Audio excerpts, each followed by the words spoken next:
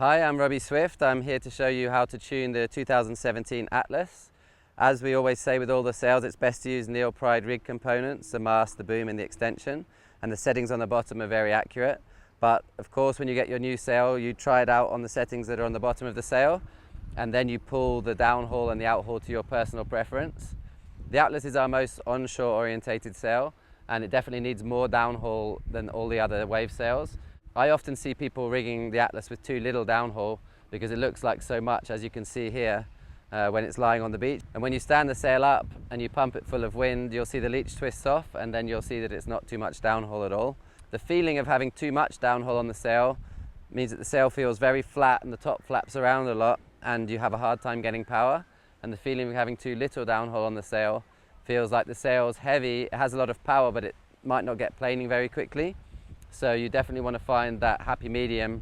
I like to see the floppiness get, maybe even 2/3 of the way across the top panel, and it's definitely floppy in the second panel down as well, at least to halfway across the sail. That's a good guide, but like I said, you want to go on the water and try feeling out the settings yourself and change the downhaul during your session until you get it right. The main way that I play with the power on the Atlas is with the outhaul. I put the setting exactly what it says on the bottom of the sail, and then I like to pull it, and then I'll feel here to see how hard it is to touch the sail onto the boom. And you want it to be quite difficult to touch it onto the boom, but not impossible.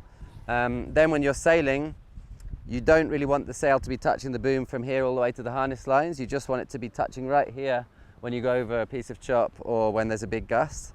That way the sail will have the right profile all the time. If you pull too much outhaul and it never touches the boom, I find it makes the sail kind of gutless, and you lose a lot of the power in the sail. And if it's that windy that you need to do that, it's better to just go down to a smaller size sail.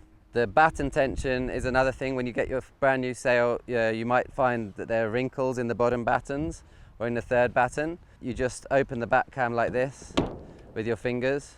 You give it a couple of twists, and then you clip it back down again. And you want to get rid of all the wrinkles in the bottom two battens and the third batten. And the top two, you don't want too much tension. You don't want to see many wrinkles, but a couple of wrinkles are okay. You definitely don't want to put so much tension that you make a curve in the sail, because that's bad. So that's it. Like I said, make sure you try a few different settings when you get your new sail. It's definitely worth playing around with the tuning, especially of the downhaul, because there's definitely a perfect setting for all the sails.